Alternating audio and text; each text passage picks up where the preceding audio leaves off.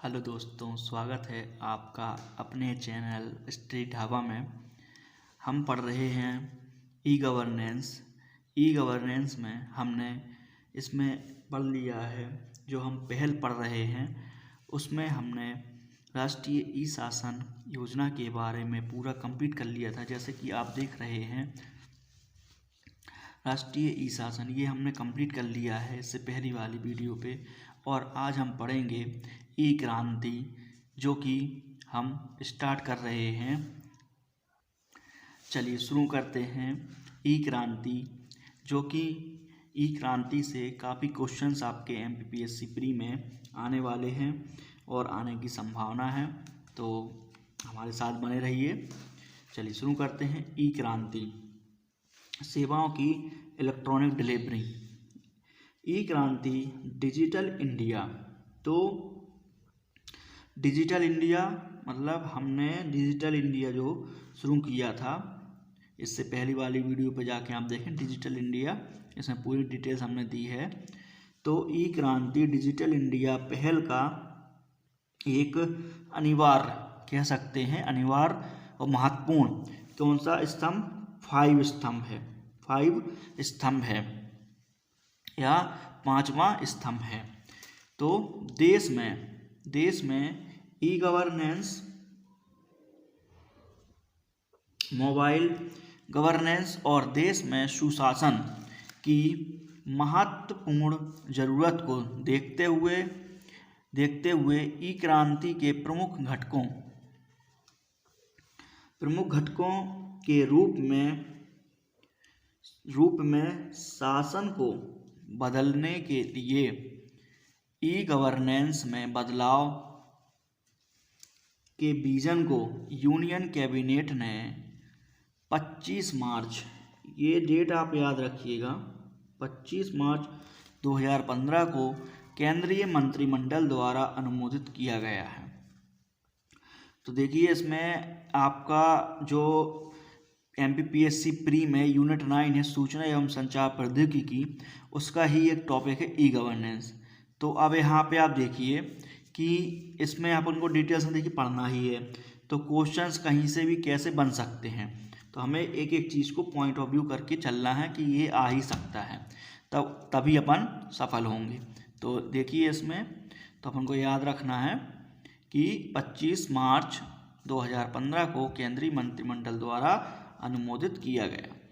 ई क्रांति के तहत 44 या 45 मिशन मोड परियोजनाएं, मीन्स MMP, अभी हम MMP के बारे में पढ़ेंगे, मिशन मोड परियोजनाएं जो विभिन्न चरणों में कार्यान्वित हो रही हैं।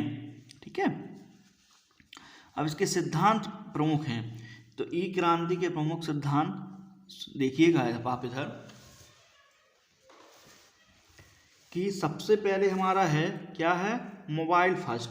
तो आपको याद रखना है कि मोबाइल फर्स्ट ये प्रमुख सिद्धांत है। सेकंड हमारा क्या है कि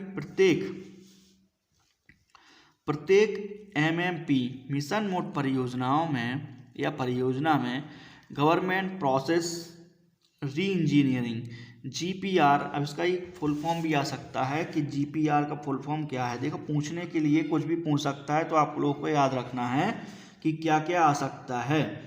तो जहाँ जहाँ क्वेश्चन बनने की संभावना है वहाँ अपन उसको अंडरलाइन करते चलेंगे और बताते चलेंगे आपको। तो GPR गवर्नमेंट प्रोसेस री इंजीनियरिंग को अनिवार्य किया जाना है या किया जाना।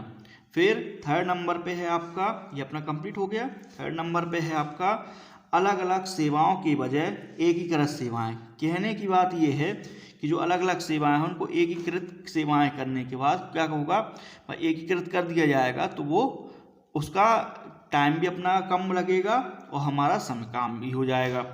तो कायाकल्प करना, ना कि पुराने ढल्ले पर चलना। मतलब कहने की बात ये है कि हमेशा अपडेट रहना। तो ऐसा नहीं है कि हम जो हमारा काम चल रहा था पैसे उसी तरीके से हम उसी तरीके से चलते रहें, नहीं, उसमें हम स्पीड ले आने की कोशिश करें, उसमें हम और अच्छा डेवलपमेंट करने की कोशिश करें, जितने लोगों की ज़रूरत है, सेवाएं हैं, वो ज़्यादा से ज़्यादा लोगों तक पहुँचे, तो और जल्दी जल्दी से काम होने की संभावना हो। देन भाषा का स्थानीयकरण, ठीक है, अनुमोदन की प्रक्रिया को त्वरित करना, किसकी प्रक्रिया को, अनुमोदन की प्रक्रिया को त्वरित करना। फिर स्टैंडर्ड और प्रोटोकॉल का अधिदेश तय करना, किसका, स्टैंडर्ड प्रोटोकॉल। कहने की बात यह है कि किसी भी चीज़ का नियम कानून बनाना, किसी टाइप का स्टैंडर्ड बनाना और उसको फॉलो करना या आदेश जारी करना, तो वो एक तय होना चाहिए। फिर राष्ट्रीय भू स्थानीय सूचना प्रणाली, तो इसके बारे में होना। सुरक्षा और इलेक्ट्रॉनिक डाटा संरक्षण, तो सुरक्षा के लिए भी और जो इलेक्ट्रॉनिक डाटा है उसके संरक्षण के लिए भी ये बनाना।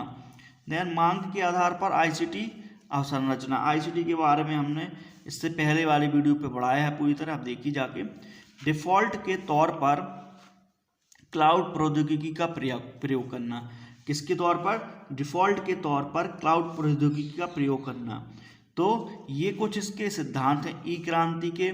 ई क्रांति में काफ़ी चीज़ें हैं जो कि इसमें पूछी जाने की संभावना है और हो सकता है इससे क्वेश्चन भी फंसे या क्वेश्चंस भी आ सकते हैं पीपीएससी में।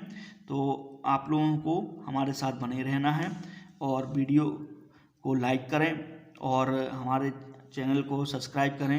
यदि आप चाहते हैं कि जो हम वीडियो डालें चैनल पे तो आपके पास नोटिफिकेशन पहुंचे, उसके लिए बेल आइकन को क्लिक करें।